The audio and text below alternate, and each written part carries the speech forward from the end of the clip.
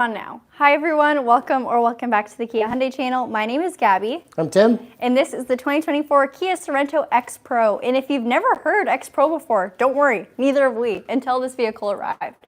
It's a brand new trim level here in Canada and it now replaces our SX model. So the SX used to be our top trim, right Correct. Tim? Yep, now X Pro. So what I'm a little confused about is obviously this vehicle, it looks nice, but it kind of has a more rugged or aggressive approach to it versus a smooth, sporty, luxurious SUV. So Tim, is it luxurious still? It is. It is. So this is where rugged meets refinement on the X Pro trim. We're going to give you a full walkthrough of the interior and the exterior and of course answer all your questions. This video is being filmed as a live stream, so we're doing this in person, no teleprompter, no script. We're just going to talk about the car, let us know or let you know what we think about it, and of course answer your questions. Tim, why else do we do these videos though? We do them for 3 reasons.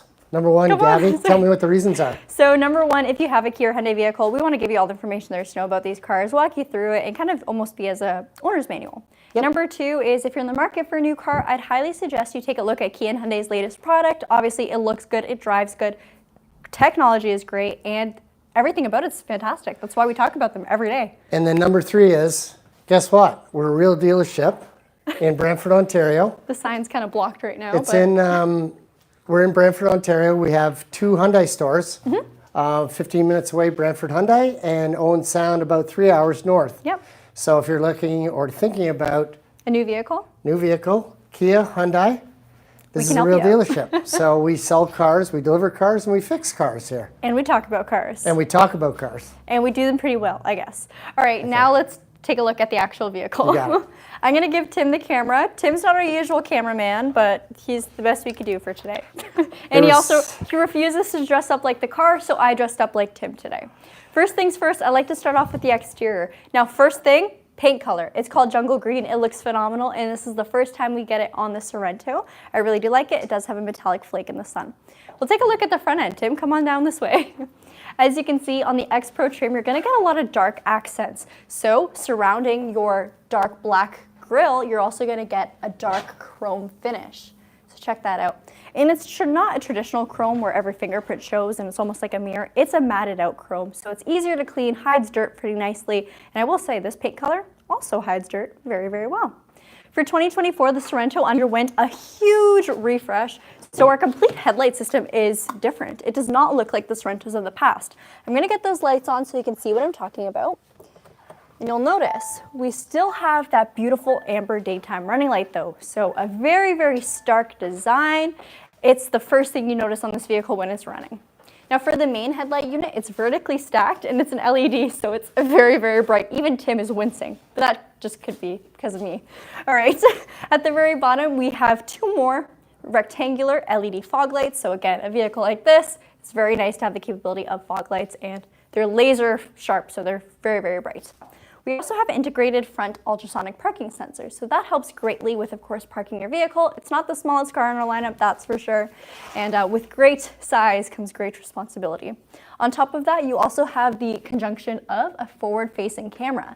Now that camera is going to automatically show up on your main screen inside the cabin as soon as your sensors are triggered. So let's say you're parking and you're inching closer and closer to the vehicle ahead of you, you'll actually be able to not only hear how close you are, but see it. It's extremely helpful. On top of that, we also have the inclusion of this radar sensor. That's right, there's a lot of sensors on this car. This sensor is going to be used for things like your smart cruise control that works all the way up to a complete stop, as well as your highway drive assist number 2, which means it also changes lanes for you, and your forward collision avoidance.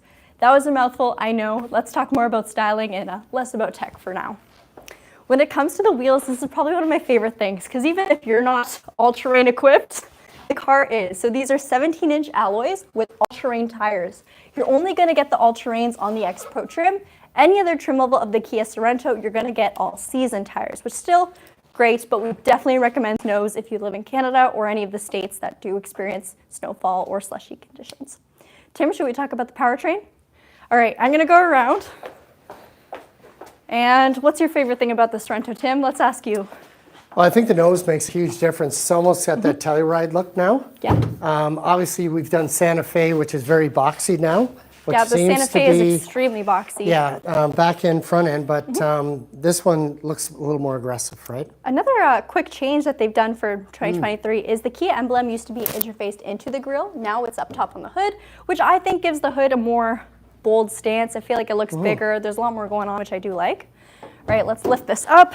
If there's one thing the Sorento could improve on, I would really like to see a hydraulic lift because this is a heavy hood. Right, I'll inch my way over to the side, grab the prop bar, and let's talk about the powertrain. So this is a 2.5 liter turbocharged 4-cylinder GDI engine.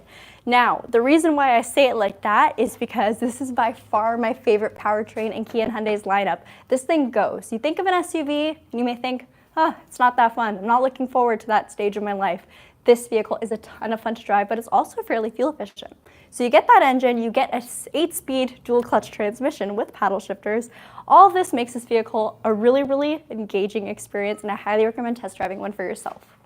If you're curious about the Sorento and what other powertrains it comes in, you can also get the 2.5 naturally aspirated or a hybrid or plug-in hybrid. All right, we talked about the wheels. A couple more styling points. You get a lot of black finishes, which again, just ties in the car very nicely. It doesn't matter what kind of exterior color you're gonna get, the black always looks good. You get this, which is a carryover from the 2023 model year, but now we have a bit of matte black instead of fully piano black. So little changes here and there.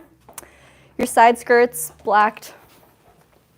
And then when it comes to our wheel wells, we used to have a shiny black finish. We now have a matte black plastic, which again, it makes sense. It may not look as nice or as premium as the previous years, but it's far more practical in salty conditions that we get here in Canada, so I understand it. And I think tying in with the whole rugged yet off-roady approach look, it makes sense, doesn't it, Tim? All right, one more thing that ties into the whole overall vibe of the vehicle, the roof racks. So I shouldn't say vibe because obviously they're functional, but these roof racks are raised on the X Pro trim, which gives the vehicle a little more stance and allows you to throw up your junk up there. Tim's looking at me like, what's going on? All right, for the rear of the vehicle, not much has changed from the previous model years, but what I will point out is, Tim, come over here, come take a look. This is a huge change. So the taillights used to be separated. Now they're joined. That's all. That's the only change. Just kidding. All right, we'll talk a little bit more about what's back here. For the first time ever in Sorento history, we have a digital rear view mirror. So that's the camera that you're gonna be used in that function, and we'll show you what it actually looks like when we hop in. For the liftgate, it is powered, and you actually get a powered liftgate on every trim except for the very, very base. So you go one up from the base, you're ready to get a power lift. Seating configuration is a 6-seater on the X Pro trim. It's actually a 6-seater on every single trim level that has the turbocharged engine. So essentially, EX and up gets this seat. Let's pull it up. Super easy to do so. Me and Tim did it at the same time with one hand. That's what your cargo space looks like with your third row up. Again, it's not our largest vehicle, but it can certainly sit 6 people comfortably, but not 6 people in their luggage. That's the only downside. However, if you're only driving 4 people around or 5, you drop one seat down, drop both seats down. Tim doesn't know how to do it. There it goes. There we go. And you can see there is a ton of space back here. All right, underneath this little storage area, you have your kit for your spare tire and then a little bit of cargo area here. The actual spare itself is located underneath the vehicle. I'm not going to be showing you guys that today because I'm not.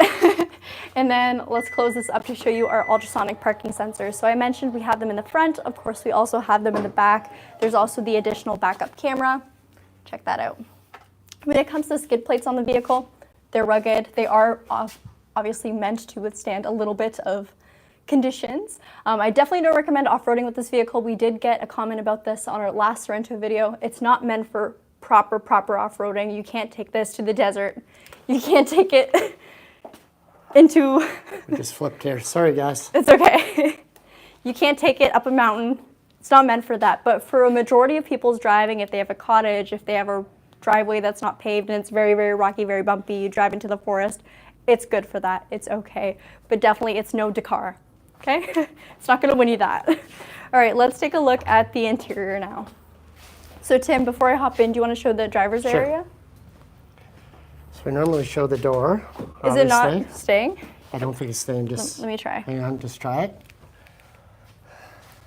Okay, everyone. There we go. There we are. All right, I'll hold it for a bit. Yeah, you got it. Okay, our gimbal. So someone told us to get a DJI Osmo gimbal. That's literally what we use. It's working, right? We've got Sometimes. mics, our DJI mics. So Okay.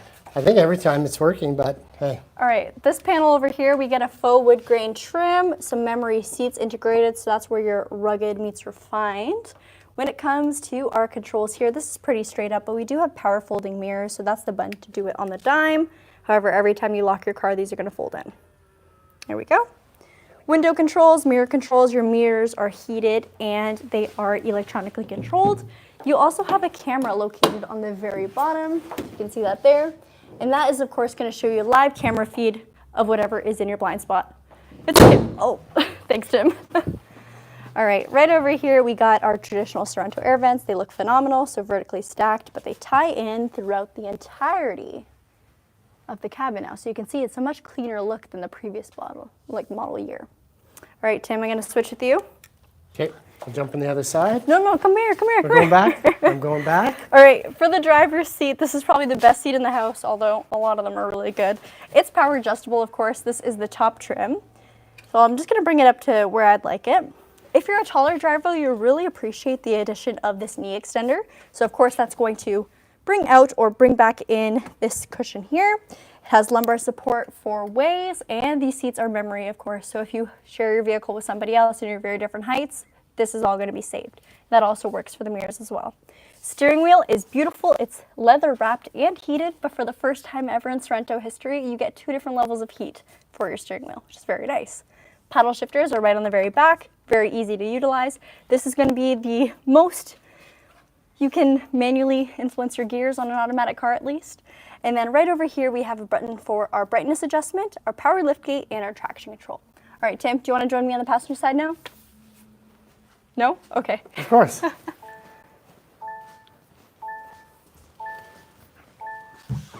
All right, passenger seat is also powered, and take a look at the design in the seats. So we have this very unique X Pro badging, and of course this is exclusive to this trim level. And then the seats themselves have a beautiful mix of, what would you call this, a quilt pattern? Mm-hmm. Very nice. Both main seats up here are heated and ventilated. You get nice 3 different texture. Levels for both, and they're very nice. You also get lumbar support on the passenger side.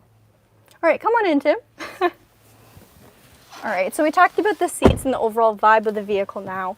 We're going to get into the technology and some of the safety settings. But first, I also want to point out that the sound system is premium and it's Bose. Of course, we can't share what the sound system's like on a live stream because we will get copyrighted, but it's very good. All right, I'm going to take this from you, Tim. And we'll talk about the steering wheel and my dash because this is different. This is very different. So steering wheel, we're used to having some driver convenience on the right side and some regular convenience on the left. So over here we have our voice commands, which if your phone's connected is going to use your Siri or your Google Assistant. Volume, phone, and then a favorite button that you can preset to do whatever you'd like. Up ahead of me, this is what's very new. So this is a 12.3-inch fully digitized gauge cluster. You can see your speedometer and your tachometer, which you can also change the theme if this is not your style. You can choose colorful ones or whatever you like.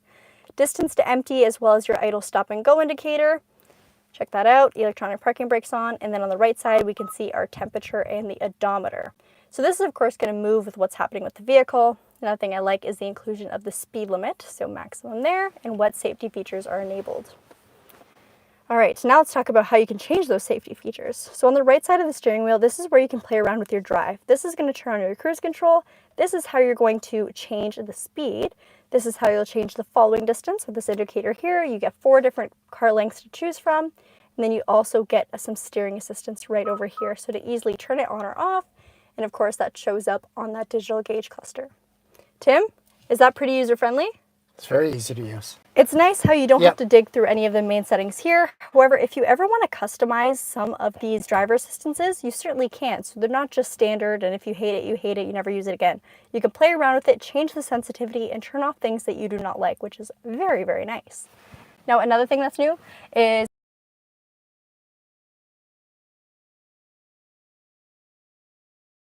the app is built in, but for the first time in Kia and Hyundai history, Tim, can you see what we have?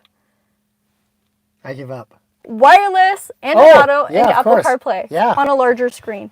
So if you've been with us for a while now, you know any car that has a 10.25" screen or above does not get wireless CarPlay, but now we do, and it works seamlessly. So very, very nice to have. All right, so other than that though, the software itself just looks very nice, and all the icons are very large, so you don't have to kind of squint or dig through a bunch of tiny, tiny little things to figure out what you want to do while you're driving. So weather, phone projection, and whatever isn't relevant for you, you can press and hold and then get rid of it. It's gone. So you can really make this customized to your liking. Another thing you can do, you can pull this down, and it's almost like a phone in a sense. You can quickly change your brightness, turn on passenger talk, just change whatever it is you need to change, and it is extremely user-friendly. So just the thought that like you can get more new modern tech, but it's actually easier to use now. Oh yeah. For me, it's usually the opposite, right? Okay, flip this one more time. This is different. Well, we've had this for a while now actually, but it's the first time for a Sorento. It is our infotainment system until it's not. Then it becomes our climate control. So you can of course easily change your climate and then switch back. It takes a little bit of getting used to at first because you might want to go to change your volume, but instead you just turn on your AC.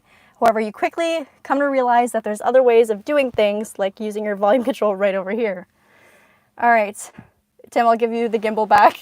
Got it? Yep. Okay. Tim's employed again. All right, now we have... Go. I saw a couple comments about my nails. I understand they're not looking so good, okay? But that's why you guys have to like this video. It's been a rough week. It's been a rough week.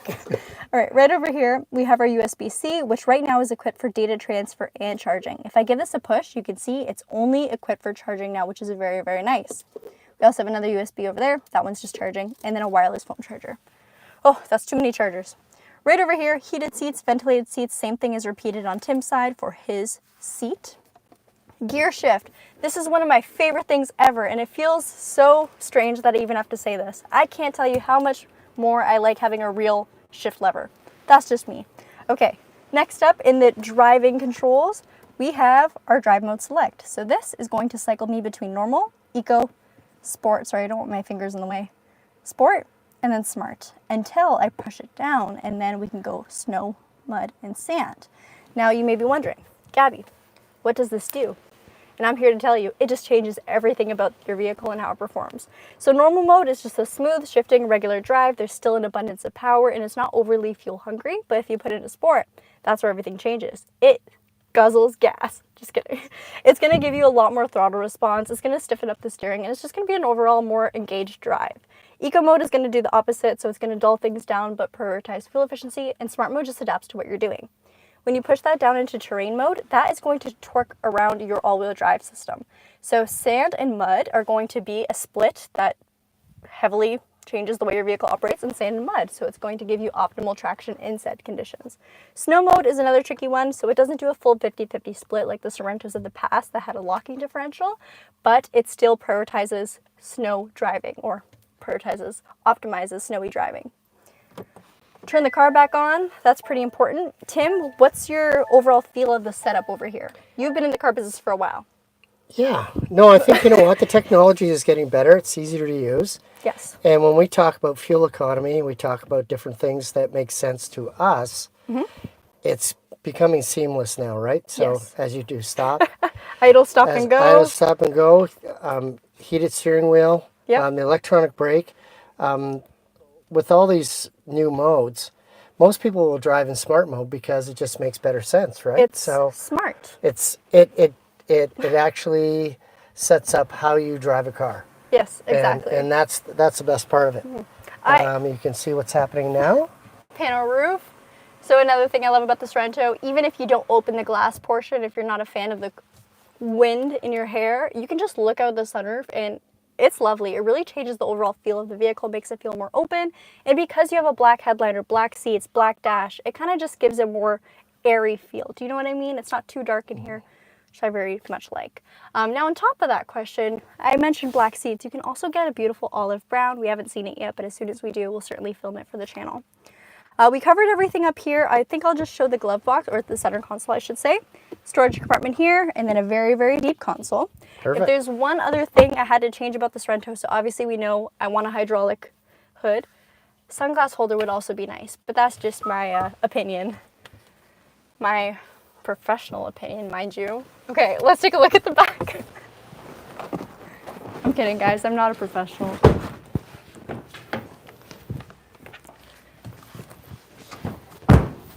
Oh, this is a good shot. Yep. Oh, hey. All right, so these two captain's chairs, extremely comfortable. And like I said, as long as you have the turbocharged engine in this Sorento, you're going to be getting captain's chairs. The time where it gets really, really fancy is when you're looking at things like the X Pro and you get this quilted leather or the X Line Limited. These seats are also heated back here, and your sound system is still premium. So your rear passengers will also get a beautiful sound and crisp audio quality. Another thing I really like is the inclusion, and again, this isn't new for the Sorento, but it's still appreciated. We have sunshades, which I always struggle with putting them on. So those are on. And the seats themselves, they adjust on a rail system. So you reach between your legs, grab the handle, slide wherever you'd like, find a comfortable position, and then on top of that, I can also recline the seat to wherever I'm most comfortable. So heated seats, reclinable, adjustable, and armrestable. So very, very nice. On top of that, for convenience, you have USB-Cs built into the back of the driver and passenger seats, air vents, a 12 volts, and even a household outlet for bigger devices. To get into the very back, it's easy. I say it's easy, but neither of those seats are up right now, so I'm gonna have to do some weird contorting. All right, to get into the back from either the left or right side, you have a button on the very top of the seat. Knocks it down, folds it forward. Usually these seats are already up, but there you go. I guess I'll do things the hard way. All right, now we're in the back. So I'm comfortable. I definitely wouldn't want to put my tallest passenger back here, but nonetheless, headroom-wise, that's where the Sorento really shines. I will say when this seat is back in a regular position, I don't have the most legroom, and I might take the camera from you, Tim, just to show that. Grab that. So again, this is with the seat all the way back. So they could be a nice passenger and position their seat elsewhere, but I do not have that much room. Now I do. Yeah. All right, but USB-Cs back here, cup holders, a little bit of storage. Seatbelts nicely clip onto the side, so if you are using this back area for cargo, nothing's getting in the way. And then it's all repeated right over here. Another fun touch I like is you have the addition of these power folding second row buttons.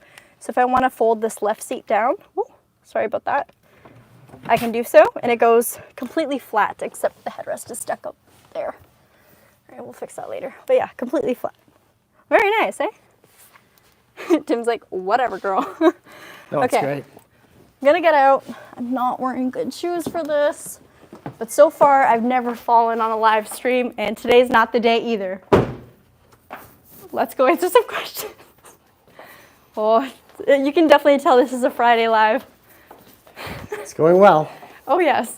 Flip that. Flip this. Okay. And let's get this up a bit. Ready in? There Here, we go. we'll get the car in a little bit. Let me close the doors up. No, Tim, it looks so cool with the doors open. Oh, No, it's whatever. cool. Okay. So I know you probably can't see the questions. I'll read them to you. Sure. Let me just find a really hard one. Oh, that's good. Oh, this one, I haven't seen it, but oh. Wow. Oh, this is so Kia Hyundai channel of us. This is what happens when you do live video and something goes sideways very quickly. It's fine. We got some good questions. Yeah, really good questions. So let's get into them. What's your favorite trim level of the Kia Sorento? I think when you look at this, it gives you everything that you need. Do you need all of this? I'm not sure about the tires and rims in the X Pro, so I'd probably take one level down, and you'd still get as many options that you need. So yeah, I do think so. While this trim level definitely has its quirks and its perks, it's actually the highest trim level for towing capacity. So you can get tow 4,500 pounds with this, but everything else below it with the turbo is 3,500 pounds. yeah, depending what you're doing. It Right? depends what you need the vehicle for. However, something like the one trim below this, the X Line Limited, might provide a better overall experience for you. Do you know what I mean? when you compare this to Sportage or Telluride, depending what you're towing, depending on how many kids you have in your family, who's coming up, but This one's pretty nice. Yeah, I will say the other trim levels have a much more sleek look to it when it comes to the styling, just because you don't have these all-terrain beefy tires. It's going to be something more traditional, regular, all-season with nice big rims as opposed to small rims, big tire. Right. Which also might account for a better drive as well. Yeah, ride noise. Quieter drive. Yeah. Okay. Gabi, can you please drag the heel on the floor? No. Could we get a pedal test? Looks like sport pedals. Tim, do you want to do the pedal test? Sure. Okay. See, we can do that. You guys. All right. Someone also asked if we're going to be putting videos out during March break, and the answer is yes, because we don't have a March break. We don't have kids. We're not kids anymore. Can we talk about the key fob? No, let me talk about it. Let's talk about the key fob. New key fob. That's it. That's all. All right, so new key fob. We've actually seen this on the Telluride before. A lot of you guys think it's huge, but I think it might just be the way we film it. It's normal sized, fits in small pockets, lock, unlock, hold for your lift gate, panic button, and then our remote start. It's slim, low profile, looks good. I definitely prefer it from the previous generation. And recycled material, right? Oh, yes. We want to have the green people. We mentioned to someone that we have a lot of recycled material in the plastics of our vehicle, and they're just like, I don't want any garbage in my car. And I was it's the same stuff that's floating around the ocean, so it's our plastic. Just tell us you hate the environment. Yeah. Then, okay. These are nice. All right. Yeah, sport pedals. That one still has a sticker on it, but you can see aluminum pedals. Very nice. Yep, it's nice. All right. I will also say one more thing I like. Don't close the door, Tim. Soft touch material. Yes. I know you guys can't feel it, but it's soft. That is all. All right. One last look. Headlights, grille, and again, a mix of different materials. So this looks very chromy on camera, I now see, but in person, this is a very, very nice matte, dark chrome. So it's like a graphite color rather than, you know, that shiny, shiny chrome that we're used to. All right, time to answer some more questions. Also, I guess price point is something we should definitely mention.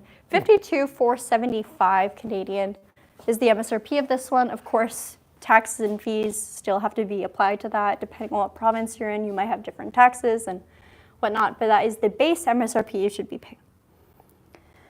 Can I ask the dumbest question ever? What is a ventilated seat and why is it a good feature to have? So a ventilated seat is the opposite of a heated seat. Yes. It's a great question. It's like an air-conditioned seat. Ventilation, I will say, is less cooled than, because there's air-cooled seats and then there's ventilated seats. And a lot of people get them confused. Some manufacturers probably just do the same thing anyway, so that's why it's confusing. Yeah. But essentially, it's just a cooled seat, flows air through your seat. It's great driving in the summertime. Your back doesn't get wet with sweat and you're comfortable, right? So it's actually on a long trip, it's actually nice. Yeah. Obviously vehicles, especially vehicles with black leather, those seats get so hot, so it's very nice to have ventilated seats on something like that. However, depending on what kind of pants you're wearing, so pants like this makes it feel like your legs are wet. Oh, yeah. Versus wearing shorts. It's really weird. Jeans. Yeah, wearing jeans or something. So I will say I don't utilize the ventilated seats in my car that often. Yeah. Okay. Someone asked about a manual sole. Charlotte answered, no manual sole. Nope. Gabi, do a pedal test and rev the car, please, please, please. I can't do that. We're indoors. Yep. Yep. Tim just wanted to show his shoes. That if there's any comment that's right here, it's that one. That's me. See? What's that one? I'm just laughing at Zoran. Oh. The gimbal isn't gimbling, and Blair said it's literally going sideways. Yeah, so again, if this is your first time watching a Kia Hyundai channel live stream, they're usually better than this. That felt wrong just saying it. No, it's always a little bit chaotic, but I promise there's probably some snippets in this video that had information that might be usable. That's what we try to do. That's, every time we do a live, we know that we're going to deal with different things and different environments and people walking through. And Tim, we just had this conversation. If at first you don't succeed, just go home. All right, and on that note, thank you guys for watching today's live video. Have a great weekend. We hope to see you again. It is Friday, of course, so this is our last live stream, but I do have a video being posted tomorrow at 2 p.m., so stay tuned for that. And our podcast drops 9 a.m. on Sunday. So Sweet. Please listen so I can Please paint